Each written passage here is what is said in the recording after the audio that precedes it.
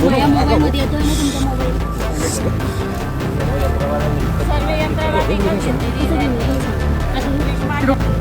जो निर्णय निवडणूक अधिकाऱ्यांना दिलेला आहे तो निर्णय जनतेलाच मान्य नाही आहे. तर नगरसेवक यांनी निवडलेले, यांच्या मनापसंतीचे निवडलेले. रिकॉर्डिंगचा विषय आहे. मग यांना जर मतपेटीमध्ये आम्हाला शंका आहे तर यांनी डबल मतमोजणी घ्यायला पाहिजे ना. हे का घेत नाहीये? कुलभूषण भाऊ काय सांगणार? तुम्ही मागणी केल्यानंतर मागणी पूर्ण झाली का?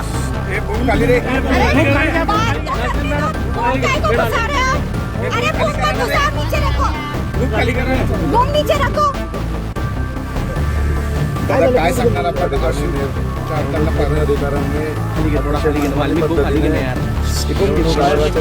काय म्हणली करत लोकशाहीची अतिशय थट्टा मांडली. या ठिकाणी आमचे उमेदवार कोणी 60 मतांनी, कोणी 100 मतांनी या फरकाने या ठिकाणी जरी पराभूत करत असले तरी मात्र प्रत्यक्षात या ठिकाणी आमच्या शेवटच्या 3 बॅलेट युनिट्सवरची मतमोजणी आम्हाला दिलीच गेली नाही आहे. त्याच्याने सातत्याने मागणी करतोय. आमच्या मतमोजणी प्रतिनिधींकडे जे आकडे आहेत त्याच्यामध्ये मोठी तफावत आहे. मला शेवटच्या 5व्या फेरीअखेर 35 मतांचा जो फरक होता या ठिकाणी शेवटची फेरी झाल्यानंतर 350 मतांचा तो माझा झाला होता आणि समोरच्या मतदाराला 150 मतं होती.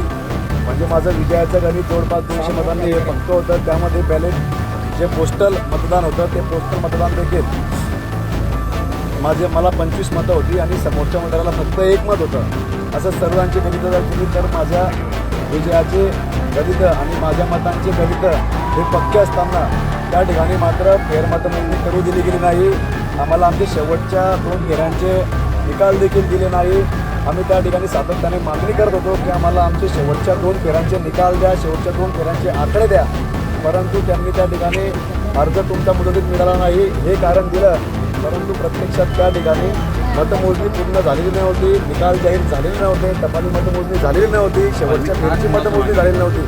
असं असताना देखील त्यांनी त्या ठिकाणी आम्हाला आमचं काही न ऐकता त्या ठिकाणी पोलिसांचा आणि प्रशासनाचा वापर करून आमच्या कार्यकर्त्यांचे डोके फोडले, लाठीचार्ज केला, कपडे फाडले, बाहेर फेकलं गेलं. कशा पद्धतीने मारहाण झाली पोलिसांच्या माध्यमातून आपण सर्वांनी पाहिलं. परंतु अशा पद्धतीने अतिशय लोकशाहीची थट्टा मांडण्याचं काम या ठिकाणी चालू आहे. अशा पद्धतीने निवडणुका जर झाल्या तर निश्चित तुम्हाला सांगतो लोकशाही टिकूच शकत नाही, हुकुमशाही आल्याशिवाय या ठिकाणी राहणार नाही. जर निवडणूक आयोगाचा नियम आहे की जर कुठल्याही कुठल्याही उमेदवाराने फेरमतमोजणीचा अर्ज दिला तर ती फेरमतमोजणी झाली पाहिजे. परंतु या ठिकाणी आमच्या फेरमतमोजणीच्या अर्जावरती या ठिकाणी निर्णय झालेला आहे.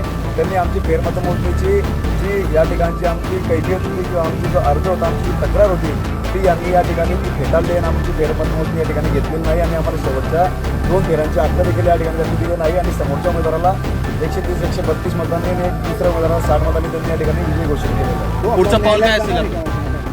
यामध्ये आता खरं पाहायला गेलं तर सगळी संदिग्ध परिस्थिती या ठिकाणी निर्माण झालं आहे. ते आम्हाला त्या ठिकाणी जे छायाचित्रण केलं गेलेलं आहे त्याचे फुटेज देत नाही आहे, जे त्या ठिकाणी कॅमेऱ्याचे फोटो आहेत ते देत नाही आहे, त्या ठिकाणी चालू असलेल्या प्रोसेसच्या बाबतीत काही बोलत नाही आहे. आमच्या अर्जावरती जवळपास 3 तासापर्यंत त्याच्यावरती कुठलीच सुनावणी झाली नाही. 3 तास मतमोजणी चालू असताना ज्यावेळेस आम्ही त्यांना अर्ज दिले त्यांनी सर्व बॅलेट युनिट जमा करून ते स्ट्रॉंग रूममध्ये घेऊन गेले.